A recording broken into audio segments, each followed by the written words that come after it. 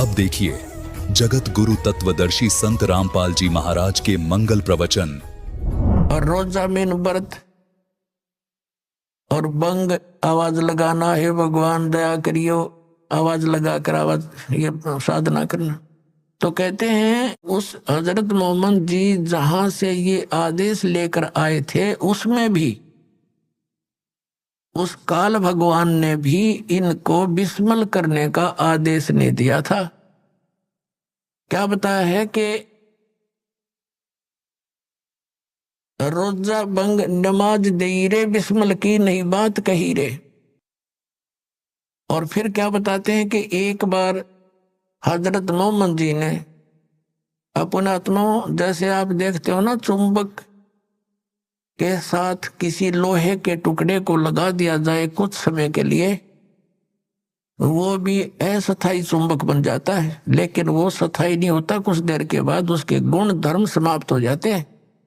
ऐसे ही ये जितने भी महापुरुष उस परमात्मा से मिले थे, इनको लेकर गए थे सतलोक से वापस छोड़ा था, इनके अंदर सिद्धियां आ गई थी, अपने आप आ जाती उस मालिक के संपर्क मात्र से, ऊपर से उस लोक से वापस आने में इतने तो अपने आप इनके चिपट जाती है। वो इतनी ये सिद्धियां, असंख्य सिद्धियां पड़ी है।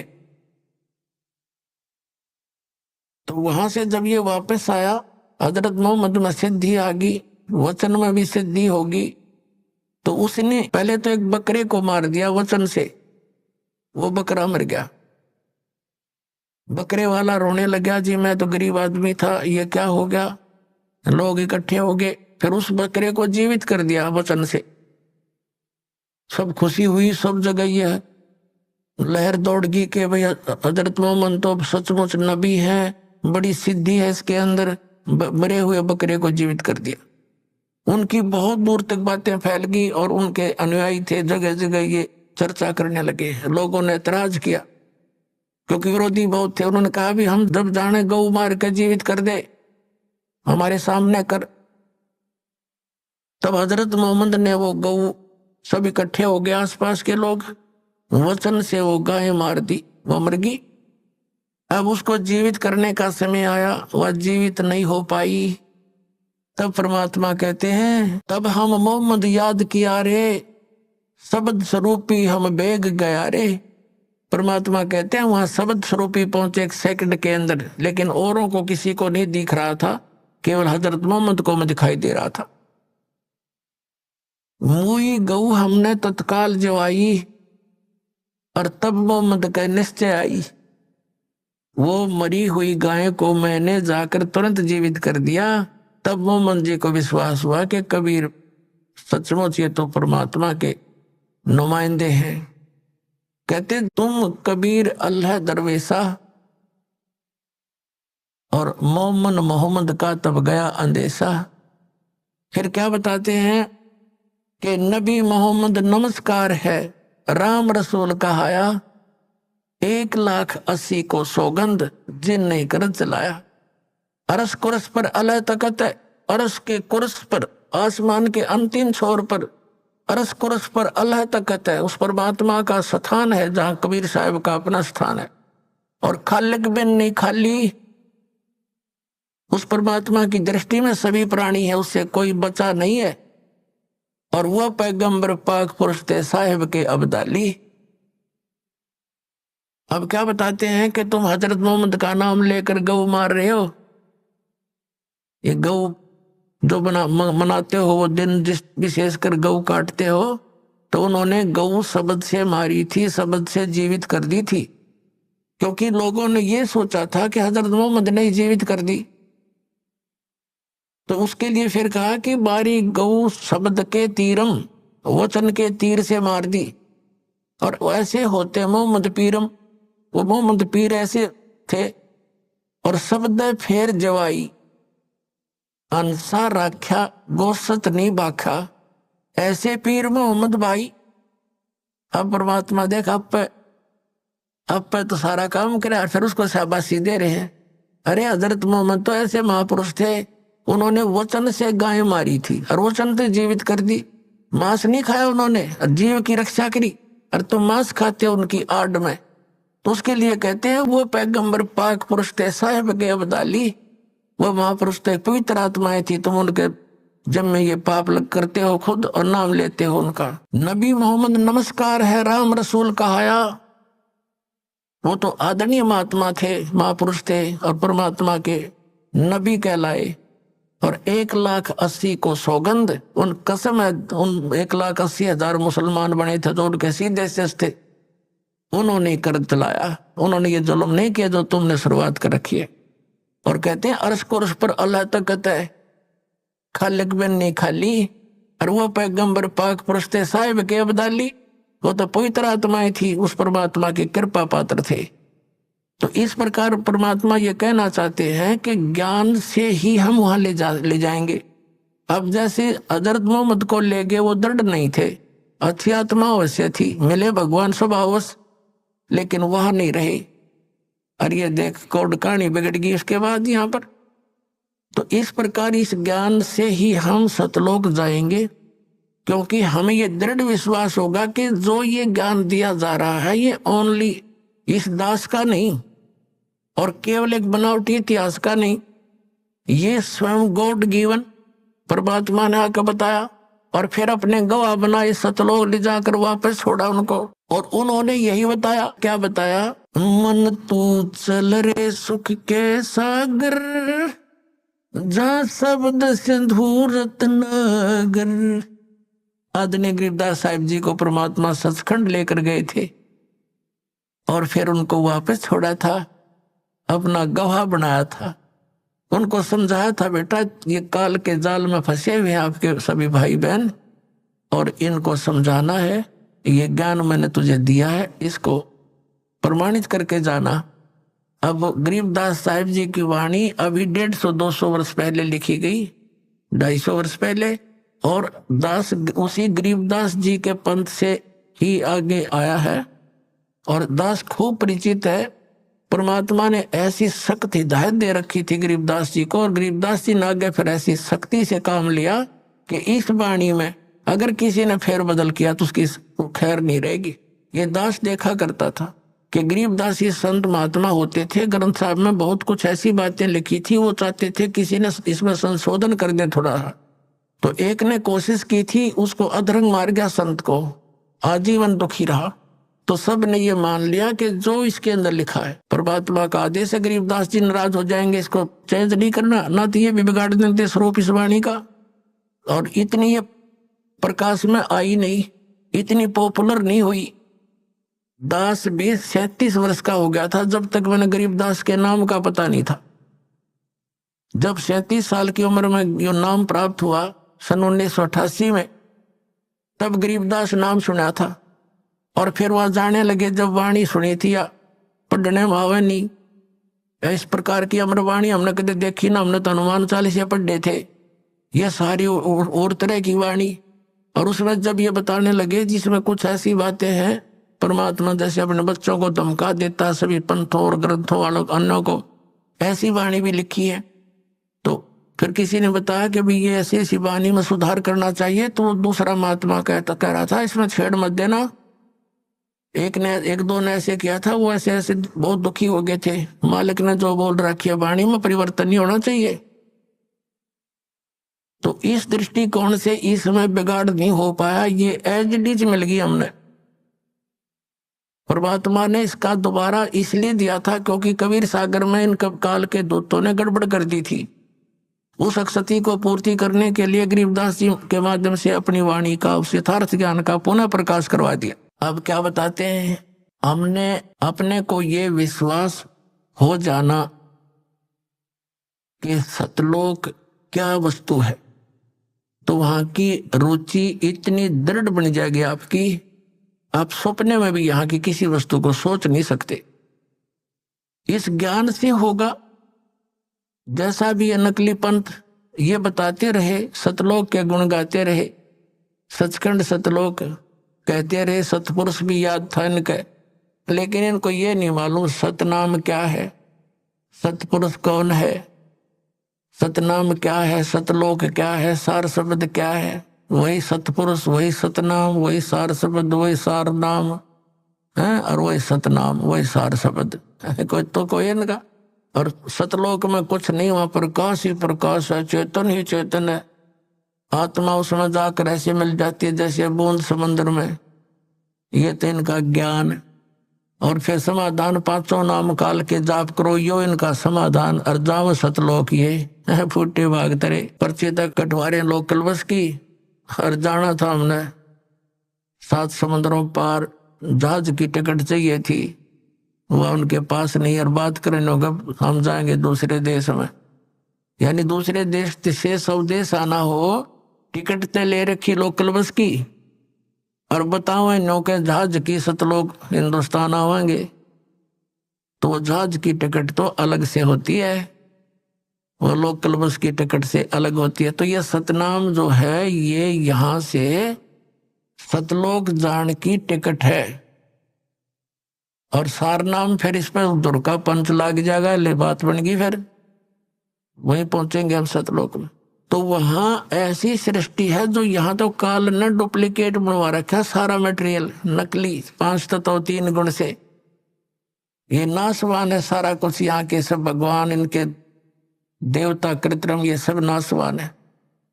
और वहां सतलोक के अंदर अभिज्ञान सुनाते हैं, जैसा कि श्रीमद् भगवत गीता अध्याय नंबर 7 के श्लोक 29 में कहा है कि तत्ब्रह्म को जानकर और सारे अध्यात्म ज्ञान से परिचित, सभी कर्मों से परिचित प्राणी केवल जरा और मरण से, जरा माने वृद्ध अवस्था बुढ़ापा, मरण माने मृत्यु से छूटने का प्रयत्न करते हैं, वे उस तत्ब्रह्म को जानते हैं। तत्ब्रह्म के विषय में अर्जुन ने 8वें अध्याय के प्रथम श्लोक में पूछा कि किम तत्ब्रह्म, वो तत्ब्रह्म कौन है, वो भगवान कौन है जिसको जानने के पश्चात प्राणी केवल जरा और मरण से छूटने का, बुढ़ापे और मृत्यु से छूटने का ही प्रयत्न करता है। 8वें अध्याय के 3रे श्लोक में गीता जी में गीता ज्ञानदाता ने कहा वो परम अक्षर ब्रह्म है, यानी गीता ज्ञानदाता से अन्य है, और वो वास्तव में अविनाशी परमात्मा है। गीता जी अध्याय नंबर 15 के श्लोक नंबर 17 में कहा है कि उत्तम पुरुषत्व अन्य परमात्मा इति उदाहरते, यह लोक धर्म अविश्य विवर्ती अवैश्वर है, वो अविनाशी परमात्मा है। और बाकी ये सभी नासवान है। गीता ज्ञानदाता स्वयं कहता है अर्जुन तेरे और मेरे बहुत जन्म हो चुके हैं। गीता जी अध्याय नंबर 4 के श्लोक नंबर 5 और 9 में, गीता अध्याय नंबर 2 के श्लोक नंबर 12 में, गीता अध्याय नंबर 10 के श्लोक नंबर 2 में ये स्पष्ट किया गीता ज्ञानदाता ने कि अर्जुन तेरे और मेरे बहुत जन्म हो चुके हैं, तू नहीं जानता मैं जानता हूं। तो गीता ज्ञानदाता नासवान, और गीता अध्याय नंबर 15 के श्लोक नंबर 16 में 2 पुरुष बताए हैं, वो दोनों नासवान, सर पुरुष और अक्षर पुरुष, क्योंकि उसमें स्पष्ट किया है कि ये और इनके अंतर्गत जितने प्राणी हैं सब सथोल इनका नासवान है। जीवात्मा तो किसी की मरती नहीं, इसलिए 15वें अध्याय के 17वें श्लोक में कहा कि उत्तम पुरुषत्व अन्य परमात्मा इति उदाहरते, जिसे परमात्मा कह सकते हैं वो है परमात्मा, श्रेष्ठ आत्मा। श्रेष्ठ आत्मा वो होती है जो कभी दुख नहीं देके और सुख सुख देता है, और जहाँ गेला टांग काटे और मौत करे और बढ़िया मोहन भोजन खिलावे, यहाँ काजू किशमिश, तो श्रेष्ठ आत्मा थोड़ा हुआ। ये सब कुछ भी खिलावे और लेकिन दुख ना दे, ना मृत्यु हो, वो है श्रेष्ठ आत्मा, वो परमात्मा है, वो हमारा प्रभु है, परमेश्वर है।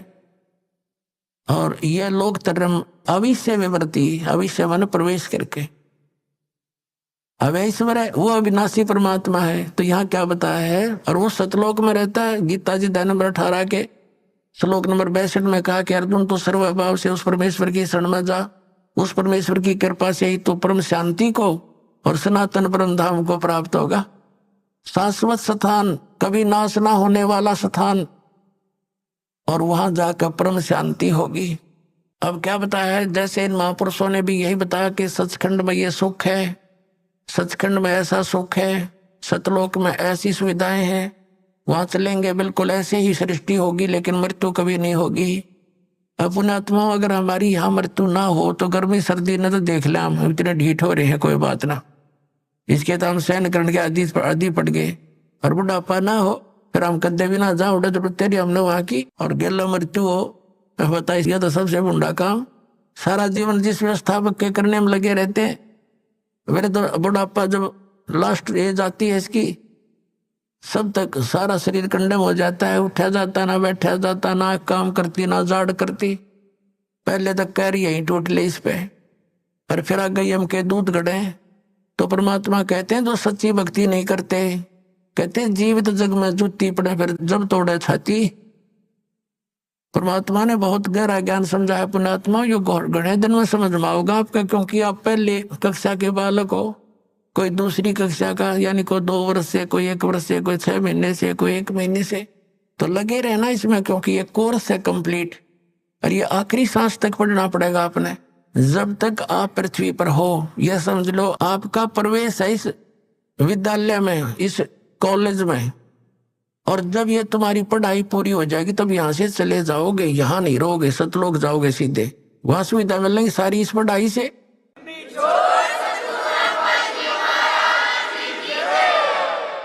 जैसे बच्चा कॉलेज स्कूल पढ़ता है तो उस पढ़ाई का फल उसको वहाँ कॉलेज में नहीं मिलता। वहाँ को अगर कोई बकवाद करता है तो वो अपना जीवन नष्ट करता है। वहाँ सुविधा ले रहा है, पिक्चर देखे, अच्छे खाना खावर, दारू दूरू शराब पीवर, पढ़े नहीं। तो यहाँ जो अन्य कार्य हम कर रहे हैं ये इस कॉलेज के नियमों के विपरीत है। ये नहीं करने आपने तो यहाँ से अपनी पढ़ाई करके, खूब मेहनत करके, भक्ति करके, और ये सुविधा आपको सतलोक में मिलेंगी। 2 बच्चा स्कूल कॉलेज में पढ़ता है, उसकी सुविधा उनको बाहर फील्ड में मिलती है, वहां नहीं मिलती वह। तो ये पृथ्वी जो है, ये एक परमात्मा ने ये दास भेज दिया आपके लिए यहाँ टीचर बना के, और आप स्टूडेंट विद्यार्थी हो। और ये आधुनिक इंस्ट्रूमेंट ये गॉड गिवन है, ये ना समझना मनुष्य की खोज है। ये मनुष्य यही था, 4 युग हो गया, पिछला इतिहास देख लो। एक रेडू में बुग्गी जितना स्थान होता था, और उसमें अच्छा खच्चर जोड़ के ये घोड़े और घसीटे फिरा करते ये मानव। कहाँ थे पहले? इनके पास मिट्टी के कटोरे में रोटी खाया करते, कसोरों में। तो ये मालिक ने दिया है कि एक का टीचर बतेरा घर बैठे सुना करेंगे बच्चे अपने मालिक के सारे लेक्चरों को। ये 10 लेक्चर देगा, भगवान का दिया हुआ ज्ञान घर बैठे सुनेंगे और पढ़ा करेंगे, गदगद हो जाएंगे घर पर बैठे। ना ये इंस्ट्रूमेंट मनुष्य बना दे, या भूल है जीव की, सपने में भी ना सोचना। इसलिए दाता ने दया करी, यह भी से बने ये टीवी टावी, ये पहले ना बने। 5500 वर्ष हो गए कलयुग ने बीते हुए ने, अब यह पिछली पीढ़ी आनी थी, इसलिए मालिक ने आपको शिक्षित भी किया। और ये सुविधा इंस्ट्रूमेंट दिए, प्रोजेक्टर दिया, आप कितनी दूर बैठे आसानी से प्रमाण देख सकते हो, निश्चय से हो जाते हो, 1 मिनट के अंदर ज्ञान समझ में आ जाता है।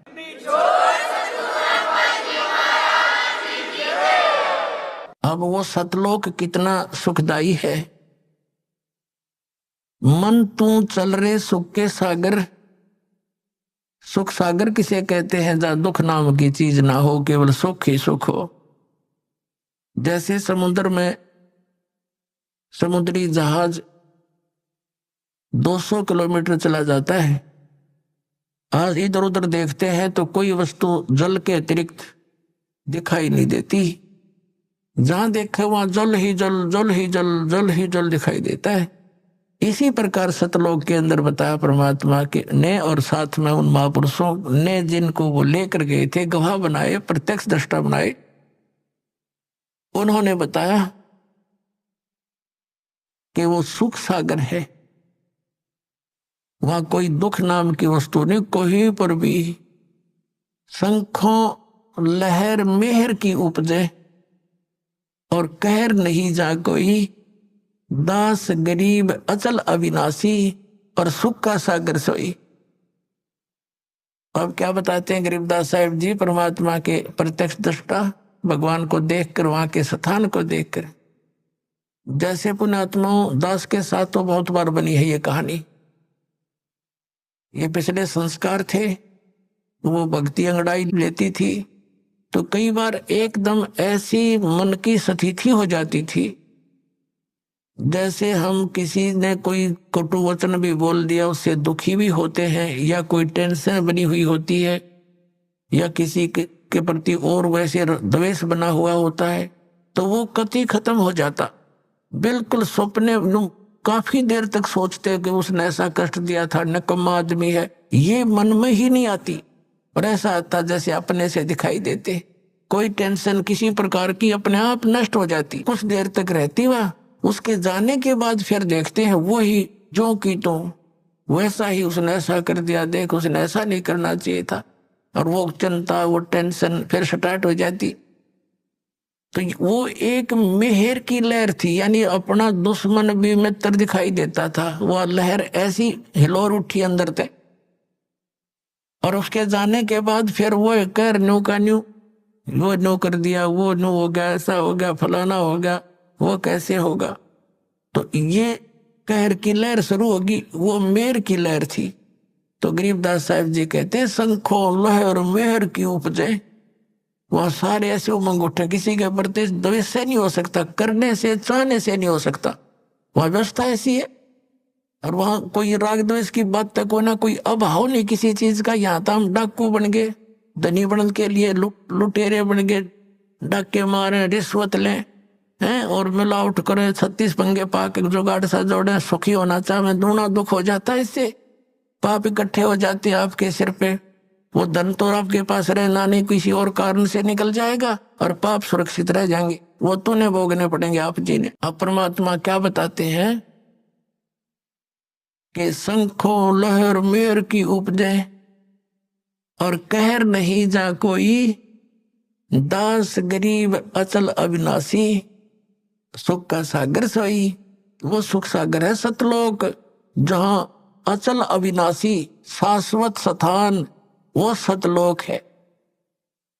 और फिर क्या बताते हैं, जब तक आप सतलोक में नहीं जाओगे, परम संत तुम्हें नहीं मिलेगा, तब तक आप यहाँ काल की व्यवस्था की जितनी भी पूजाएं साधनाएं वेदों तक की कर रहे हो, या अन्य जो साधना इस तत्व ज्ञान के अतिरिक्त कर रहे हो, उनसे क्या प्रतिफल आपको मिलेगा। क्या बताते हैं, कोट जन्म तन बरमत हो गए, कुछ ना हाथ लगा रे, कुकर सुकर खरबया बोरे, कौआ हंस बुगारे। कोटि जन्म तू राजा के, ना मिटी न मन की आशा, भिक्षुक होके दर दर घूम लिया, मिला न निर्गुण रासा। इंद्र कुबेर ईश की पदवी, ब्रह्मा वरुण धर्मराया, विष्णुनाथ के पुर को जाके तो फिर भी वापस आया। असंग जन्म तन मरता हो गए, जीवित क्यों न मरे रे, द्वादश मद महल मठ बोरे, बहुर न दे धरे रे। दोजक भिष्ट सभी ते देखे, राजपाट के रसिया, तीन लोक से तरपत नाही, ये मन भोगी खसिया। सतगुरु मिले तो इच्छा मेटे, पद मिल पदे समाना, चल हंसा उस लोक पठाऊं, जो आदि अमर अस्थान। चार मुक्ति जहाँ चंपी करती, माया होरी दासी, दास गरीब अभय पद पर से, वो मिले राम अविनाशी। अब क्या बताया है कि जो साधनाएं आप करते रहे सतनाम और सारनाम के अतिरिक्त, उससे आपको क्या मिला, कोटि जन्म तो भरमत हो गए, कुछ नहीं हाथ लगा रे, कुकर कुत्ता सुकर सुअर खरगदा, कुकर सुकर खरबया बोरे, कौआ हंस बुगारे। कोटि जन्म तू राजा की, ना मिटी न मन की आशा, और भिक्षुक होकर दर दर घूम लिया, ये मिला नहीं निर्गुण रासा। क्या बताते हैं गरीबदास साहिब जी अपने परमात्मा को साक्षात देखकर। पुणात्माओं, आज का सारा ही सत्संग, यानी ये जो तीनों दिन का सत्संग स्टार्ट जहां से हुआ था कि परमात्मा कौन है, और ये जन्म मृत्यु का रोग हमारा कैसे नाश होगा, इसका जब तक हमें प्रमाण नहीं होगा कि किन महापुरुषों का यूं रोग कटा और उन्होंने कौन से मंत्र यानी कौन सी औषधि प्रयोग करी,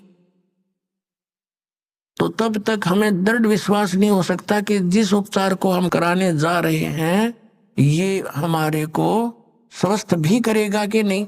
तो जब ये दृढ़ विश्वास हो जाएगा फिर तो आप इस पर समर्पित हो जाओगे और यो काम होगा ही होगा, क्योंकि ये प्रमाणित और हो चुका है। तो इसमें क्या बताया है कि साधों से ती मस्करी और चोरा नाल खुशहाल, ये तो मल अखाड़ा जीतेंगे भाई युगन युगन के माल। ये अच्छी आत्माएं जो युगों युगों से परमात्मा के चरणों में कोई न कोई संघर्ष करते हुए आ रहे हैं, उन्हीं में से आज सफल होंगे। जैसे पहलवान होते हैं, एक्सरसाइज करते हैं, एक दूसरे के साथ कुश्ती करके संघर्ष करते रहते हैं, तो जब उनका आमना सामना दूसरे रेसलर से होता है तो उन्हीं में से विजयी होते हैं जो सक्सेस पहले से प्रैक्टिस कर रहे हैं। तो आप युगों युगों से करते आ रहे हो, आज की बात नहीं है। तो कहने का तात्पर्य यह है कि जब तक हमें इन जो साधना हम कर रहे थे उन तक के लाभ होना था और होता रहा है। आपको तो पता ही नहीं, अब तो बालक हो, विद्यार्थी हो, टीचर ही मास्टर बताया करते हैं और डॉक्टर बताया करते हैं कि जो औषधि तुम खा रहे थे इससे लाभ ये नहीं होना था। तो क्या बताया है कि कोटि जन्म तू राजा की ना मिटी न मन की आशा, भिक्षुक होकर दर दर घूम लिया पर मिला नहीं निर्गुण रासा। जैसे पुण्यात्मा ऐसी थी, राज भी त्याग कर परमात्मा की खोज में चल पड़े, कोई कहीं वनों में गए। उनका ये सोच थी कि वनों में साधु संत रहते हैं, पहाड़ों पर गुफाओं में रहते हैं और उन्होंने भगवान पा रखा होगा, वो हमें बता देंगे, हम भी साधना करेंगे। तो उनके पास वो गए, उन्होंने जैसा उनको मार्गदर्शन किया उन्होंने साधनाएं भी की। उनके द्वारा बताई गई साधनाओं भक्ति से क्या बेनिफिट हुआ, राजा बन गया, इंद्र का स्वर्ग का राज्य प्राप्त हो गया।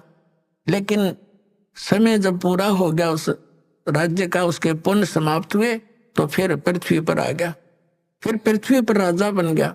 राज का समय पूरा होते हुए फिर यहाँ पृथ्वी पर कुत्ते गधे सूअर की योनियां प्राप्त करके यहाँ भटक रहा है। तो क्या बताते हैं, कोटि जन्म तन भरमत हो गए और कुछ नहीं हाथ लगा रे। अब हम अपने जब तक सत्संग नहीं सुनते, अपने ही विचारों से, समाज के से सुने हुए उस ज्ञान से हम किस रंग में रंगे हुए थे, कोठी बना दे, बढ़िया कार ले ले और अच्छी प्रॉपर्टी बना दे अपने बच्चों के लिए। अब उसकी मृत्यु होगी, वो कोठी और वो कार उसके के काम आई। कुछ दिन के बाद बच्चे भी दुर्घटना से या कोई रोग से मर गया, कोठी वहीं रहेगी। तो कहने का भाव यो है, परमात्मा कहते हैं कि कोट जन्म तन बरमत हो गए, कुछ नहीं हाथ लगा रे। या मृत्यु होगी, पुण्य पाप के आधार से स्वर्ग और नरक में गया, वहां अपने समय का जितना निर्धारित था स्वर्ग का पूरा किया, फिर नरक का निर्धारित समय पूरा किया, फिर 83 लाख योनियों को भोगने के लिए पृथ्वी पर, और पृथ्वी पर आ गया तो फिर कुत्ता बन गया। कुत्ते का समय पूरा होते गधे की योनि में, गधे का पूरा होते फिर सूअर की योनि में। अब यहाँ गरीबदास साहब जी ने बताया है, आगे गए ना बावड़े और रहते भी सब्जा, बावड़े माने वापस आए, और रहते भी सब्जा और बिन साहिब की बंदगी की तो ठोर ठिकाना ना। अब जैसे यहाँ पुण्य पाप किए, पुण्य के आधार से स्वर्ग गए। अभी आपको बताया स्वर्ग का समय पूरा होते ही बाई फोर्स, जैसे यहाँ जबरदस्ती मृत्यु आपकी की जाएगी, ऐसे जबरदस्ती वहां से मृत्यु करके आपको नरक के अंदर, नरक का समय पूरा होते हुए फिर कर चलो गधे की योनि में, गधे का समय पूरा होते चल कुत्ते की योनि में, उसका पूरा होते चल सूअर की योनि में। तो पुण्यात्माओं, फिर एक टर्न वाइज एक नंबर एक मनुष्य जीवन फिर से मिलता है प्राणी को 84 लाख योनियों के कष्ट भोग कर। तो उसके अंदर अगर संत नहीं मिले और ये मार्ग नहीं मिला तो फिर वही चलो वो उसको लू में फिर गिर जाओगे। पूरा प्रोसेस है ये 84 लाख योनियों के अंदर घूमने का। तो इसके लिए बताते हैं कि कोट जन्म तन भरमत हो गए, कुछ ना हाथ लगा रे, और कुकर सुकर खरबया बोरे, कौवा हंस बगारे। कोटि जन्म तू राजा की ना मिटी न मन की आशा, और भिक्षुक होकर दर दर घूम लिया मिला ना निर्गुण रासा। आप ऐसे भी साधक रहे हैं किसी जन्म में, जैसे घर त्याग गए और फिर क्योंकि घर त्याग दिया, जंगल में जा बैठा और जंगल में भूख लगी, वन से फिर वापस आया, भिक्षा मांगी। ऐसे ऐसी भी पुण्यात्माओं की जानकारी हमें मिली कि ये ऐसे साधना करता था, गांव से रोटी मांग लाता था, सूखी साकी जैसी कोई देता था, और एक दो रोटी खाता था, बाकी टांग देता था कपड़े में बांध के वृक्ष के। वो सूख जाती थी 2-3 दिन, उन्हीं को भिगो भिगो कर खाता था, फिर दूसरे तीसरे दिन फिर मांगने जाता था। तो परमात्मा कहते तुम ऐसे भी साधक रह चुके हो, इतनी श्रद्धा से, ऐसे संयमी भी रहे, और जिस कारण से आपको क्या मिला, इंद्र कुबेर ईश की पदवी, ब्रह्मा वरुण धर्मराया, विष्णुनाथ के पुर को जाके तो फिर भी वापस आया। ऐसी साधना, ऐसा कति वैराग बना करके, सब कुछ त्याग करके, इतना संयमी रह करके कठिन साधनाएं करने से भी तुझे क्या मिला, इंद्र कुबेर ऊपर के देवता बना दिया। इंद्र किसे कहते हैं? स्वर्ग के राजा को। पुण्यात्माओं, हम तो यहाँ एक MLA MP सरपंच बन जाने सोचो, पता नहीं क्या बन गए, अनजानपने में, बगैर ज्ञान के ये बकवाद भाव प्राणी को। अब इससे तुलना हो जाएगी कि राज की क्या आवश्यकता है, कि कैसा है ये राज्य। ये इंद्र कैसे बनता है? या तो ये इतना पुण्य करे, धर्म यज्ञ करे, 100 मन देसी घी, एक मन में 40 किलो, 100 मन देसी घी एक बार की यज्ञ में लगावे, उसमें हवन भी हो, भंडारे भी हो। अब जैसे जिसमें 100 मन घी यानी 4000 किलोग्राम जैसे घी लगेगा, तो वहां अन्य खर्चा कितना होगा, आटे नमक मिर्च दाल का, तो वो तो गिनती है नहीं फिर। तो ऐसी ऐसी 100 यज्ञ करे जिसमें 100 मन देसी घी प्रयोग हो, और उसके लिए कुछ कंडीशन है, टर्म एंड कंडीशंस है उसकी, कि ये अगर मर्यादा भंग होगी तो वो यज्ञ आपकी मान्य नहीं जाएगी, और 100 यज्ञों में से एक भी खंडित होगी तो नए सिरे करनी पड़ेगी। फिर उससे क्या मिलेगा? इंद्र की पदवी मिल जाएगी। इंद्र का यानी स्वर्ग का राजा इंद्र होता, जैसे प्रधानमंत्री मान लो भारत का राजा। तो इस प्रयत्न से, इस क्रिया से उसको इंद्र की पोस्ट मिलेगी, उस प्राणी को स्वर्ग का राजा बन जाएगा। अब उस स्वर्ग के अंदर तो आम व्यक्ति भी जाकर ने सोचा मैं सुखी हो जाऊंगा, भोलेपन में अज्ञानता से। अब परमात्मा हमें क्या ज्ञान देना चाहते हैं? इस ज्ञान से आपको सतलोक की इच्छा जागृत होगी। अब क्या बताना चाहते हैं परमात्मा? कि आप तो यहाँ छोटे से राज्य को प्राप्त करने की चेष्टा करते हो, और वो इंद्र का राज्य इतनी साधना करने से प्राप्त होगा।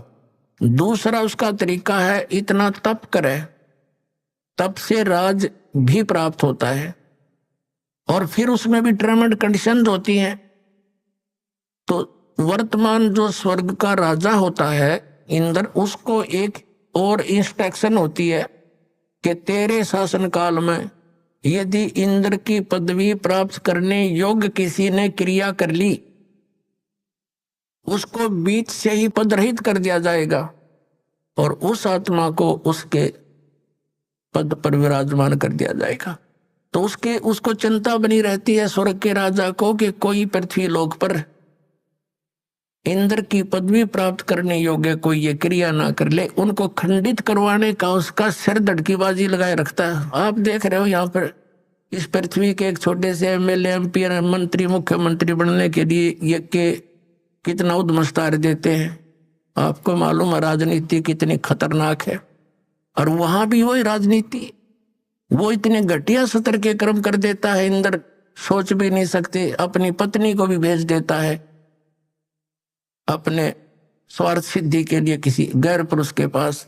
तो खाक है ये राजनीति। तो ऐसे एक मार्कंडे नाम के ऋषि बंगाल की खाड़ी में तपस्या कर रहे थे। इंद्र के हलकारे यानी उसने गुप्तचर छोड़ रखे होते हैं पृथ्वी पर, उनके देवता यहाँ गुप्त रूप में घूमते रहते हैं। और उनके अंदर उनके ऐसे सूक्ष्म शरीर होते हैं। ये लंबी डिटेल बन जाएगी जब मैंने ये चैप्टर दूसरा शुरू कर दिया, क्योंकि आपने आज तक ज्ञान तो सुना ही नहीं है, उस अज्ञान को ज्ञान मान के ग्रहण कर रखा है। लेकिन सिंपल सा इतना ही कहेंगे कि उसके हलकारे गुप्तचर सीआईडी वाले घूमते रहते हैं, और उन्होंने पता लग गया कि ऐसे एक ऋषि मार्कंडे नाम के ऋषि बहुत समय से बैठे हैं, तपस्या कर रहे। इंद्र को चिंता बन गई कि कहीं तेरी गद्दी प्राप्त ना कर ले। उसके उस तप को भंग कराने के लिए, साधना को डिस्टर्ब करने के लिए उसने एक उर्वशी भेजी। एक औरत आई खूबसूरत, और उसने उस ऋषि के सामने थोड़ी सी दूरी पर डांस करना शुरू कर दिया, नाचना शुरू कर दिया। और वहां का एक सिद्धि से वहां का वातावरण ऐसा बना दिया जैसे ना गर्मी ना सर्दी, और सुगंध उठ रही हो जानो चारों तरफ से, ऐसे जानो ऐसा बड़े मनमोहक वातावरण बना दिया। अब वो नाच रही है। मार्कंडे ऋषि आधी आंखें खुली हैं, आधी बंद है। जब उसने सारे डांस कर लिए, अंत में वो निवस्त्र होगी। तब मार्कंडे ऋषि बोले, है बेटी, है माई, है बहन, आप यहाँ किस वास्ते आई? तब उर्वशी ने कपड़े पहनते हुए कहा कि हे ऋषि, मेरे स्वरूप को देखकर यहाँ अन्य इस बनखंड के, इस वन के, डिवीजन के, इस टुकड़े के जितने ऋषि महर्षि थे उनके वो तो डामाडोल हो गए, और छोड़ कर इस तपने खड़े होकर लागे देखने मेरे को। लेकिन आप ना जाने आपकी समाधि कहाँ गई हुई थी, ये आप जानो, आप डगमग नहीं हुए। तब मार्कंडे ऋषि ने बताया कि मेरी जो समाधि थी, समाधि क्या होती है कि यहां बैठे वो अपनी दूरबीन से, अंदर की आंखों से, ये अपनी अपनी भक्ति से रेंज घटती बढ़ती रहती है। वो कह रहा है कि मैं ब्रह्मलोक में मैं डांस देख रहा था, और वहां नाचने वाली औरतों की तेरे जैसी तो 7-7 नौकरानी थी। तो तेरे डांस ने के देखूं, तेरे से इतनी सुंदर थी वो, जिनकी तेरे जैसी तो नौकरानियां थी। वहां मैं समाधि लगा रहा था। अभी आपने सुने संत रामपाल जी महाराज के मंगल प्रवचन।